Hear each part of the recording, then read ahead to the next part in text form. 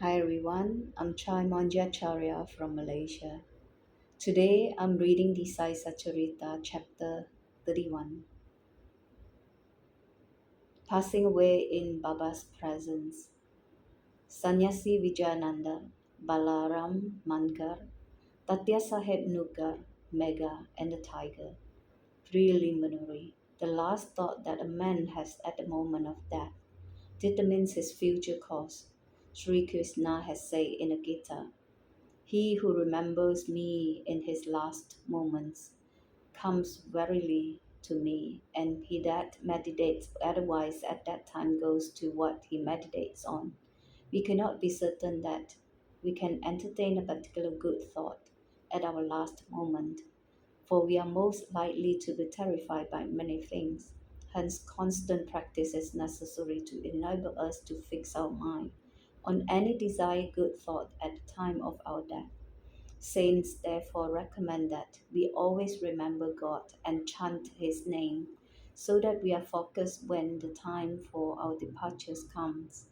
The devotees surrender themselves completely to the saints with the firm belief that the omniscient saint will guide and help them in their last moments.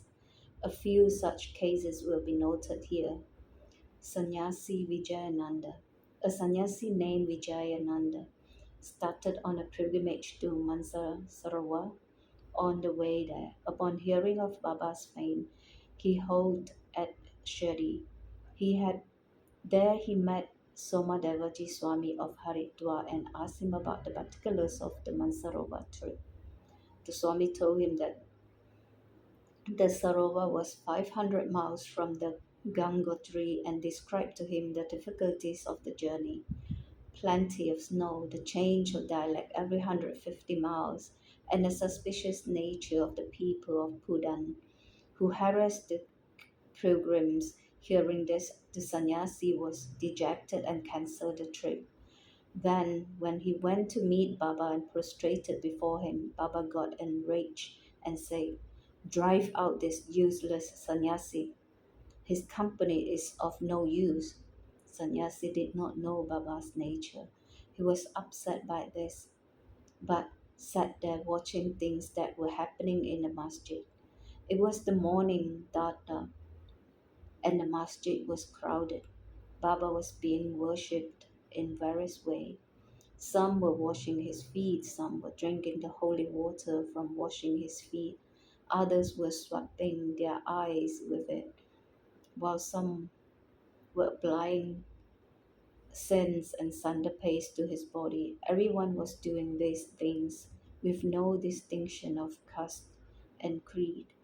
Though Baba got enraged with him, he was feel and affections of Baba, and he did not want to leave the place.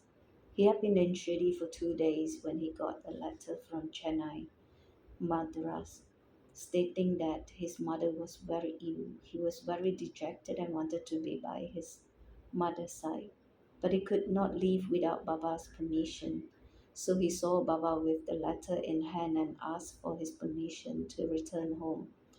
The omniscient Baba, who knew the future, said to him, "If you loved your mother so much, why did you accept sannyas? Fondness or attachment is not part of a sannyasi's life. Go and sit quietly in your lodging and wait patiently for a few days. There are many robbers in the water. Bolt your doors and be very vigilant. Otherwise, the thieves will steal everything. Wealth and prosperity are transcended, and the body is subject to decay and death. Knowing this, do your duty and forget all attachment to the things of this world and the next. He who does this and surrenders himself to the feet of Hari, the Lord, will be free from all troubles and will attain bliss. The Lord runs to help the devotee who remembers and meditates on him with love and affection. Your store of past merits is considerable, and thus you have come here. Now imbibe what I say and realize the aim of your life. with a desireless mind, begin from tomorrow the study of the Bhagavad. Do 3 saptahas, one reading every week, and conscientiously, the Lord will be pleased with you and will destroy your sorrows. Your illusions will vanish, and you will get peace. Seeing that his end was approaching, Baba prescribed that remedy and make him ready the Ramavijaya, which is believed to please the god of death.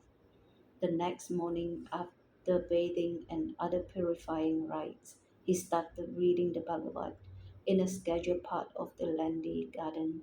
He completed 2 readings and thereafter felt very exhausted. He returned to the Wada and stayed in the lodging for 2 days, and on the third day he breathed his last on Fakir Baba's lap. Baba asked people to preserve the body for a day. For a very good reason, the police came later and, on making proper inquiries, gave permission for the disposal of the body. It was cremated in a proper place with due rites. In this way, Baba helped the sannyasi and ensured that he attained salvation. Balaram Mankar. There was a devotee named Balaram Mankar. When his wife passed away, he was rather dejected. So, after entrusting his household to his son, he left his home and came to Shirdi and lived with Baba. Baba was pleased with his devotion and wanted to give a good turn to his life. He gave him 12 rupees and asked him to go and live in Machindragat. Mangar was first unwillingly to go and stay away from Baba, but Baba convinced him that he was suggesting the best course of action and asked him to practice meditation thrice a day. With full faith in Baba's words, Mankar came to Machindragat. He was very pleased with the lovely signs, pure water, healthy air, and the surroundings of the place, and began to assiduously meditate as recommended by Baba. After a few days, he had the revelation. Usually, devotees get revelations in their trance states, but in Manga's case, he got in when he came back to his ordinary consciousness. Baba appeared to him in person. Mangar asked Baba why he had been sent there. Baba replied, in Shirdi, many thoughts and ideas began to arise in your mind, and I sent you here to rest your unsteady mind. You thought that I was in Shirdi with a body only composed of the 5 elements and 3.5 cubits in length. Now see and determine for yourself whether the person you see here is the same as the person you saw at Shirdi. It is for this reason that I send you here. Then, after living there for a while, Manga left Machindragat and proceeded to his native place, Bandra. He wanted to travel by rail from Pune to Datar, but when he went to the booking office to get a ticket, he found it very crowded. He was not able to get a ticket when suddenly a villager, wearing a piece of cloth around his waist and a thin blanket on his shoulders, turned up and said, "Where are you going?" To Datar replied Manga.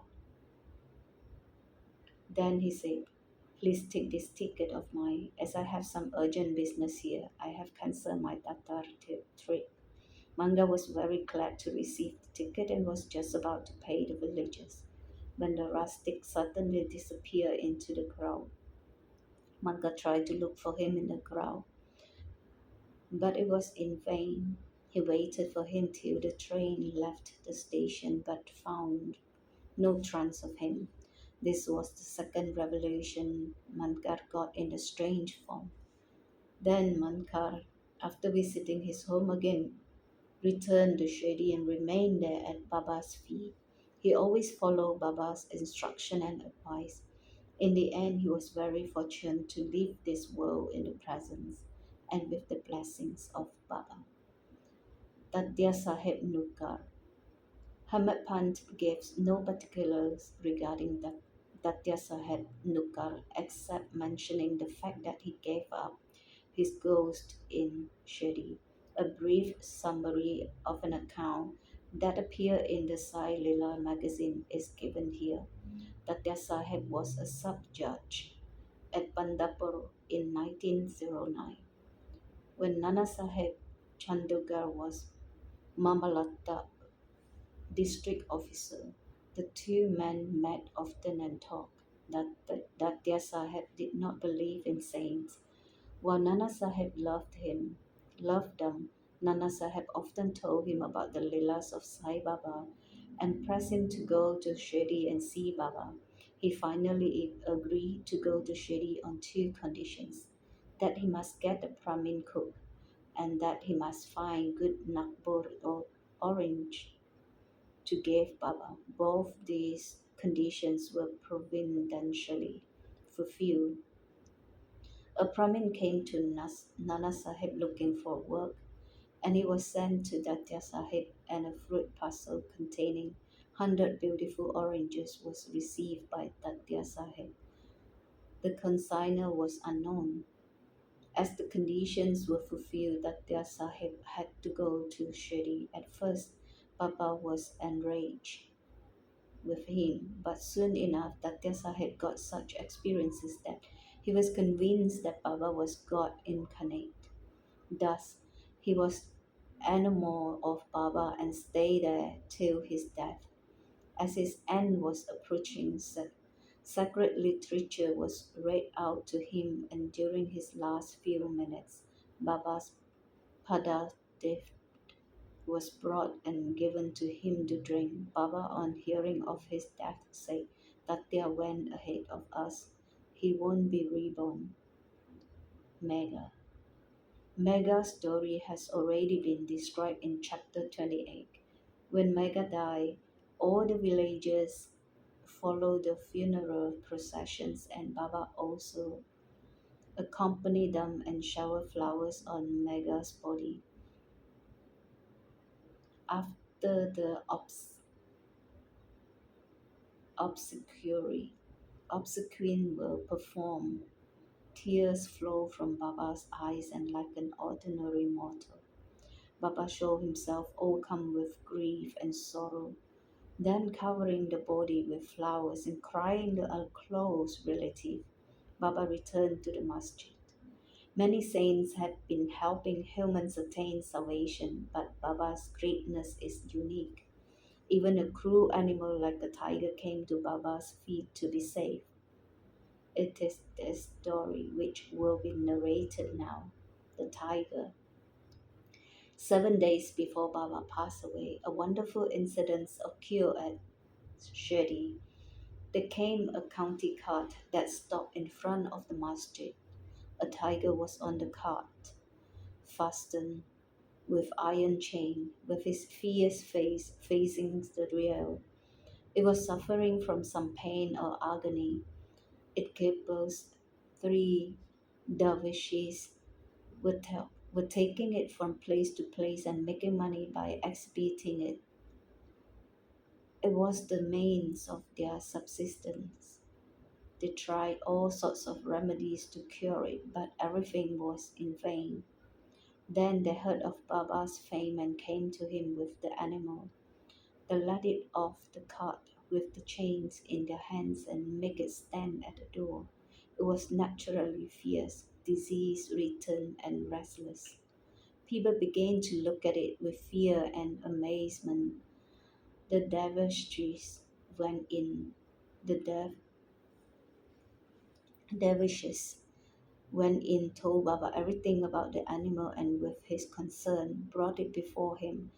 At his approach, the steps, it was taken aback on account of the luster of Baba and bounced its head. Baba looked at the animal and it climbed the steps and looked at Baba with affection.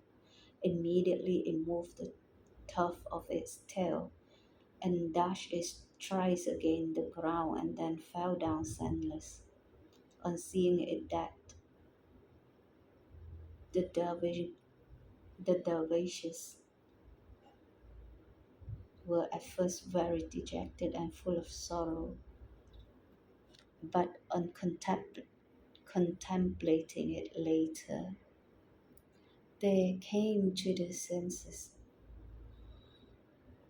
The reason that as the animal was diseased and nearing its end, it was very meritorious and its part that it should meet its end at Baba's feet. It was their debtor, and when the debt was paid off, it was free and met its end at Sai's feet. When any creature bows his head at saint's feet and meets its death, it is saved. And unless it has a good store of merits in its account, how could it get such a happy end? Bow to Sri Sai. Peace be to all. And now bring us to the end of the chapter 31. Thank you, everyone.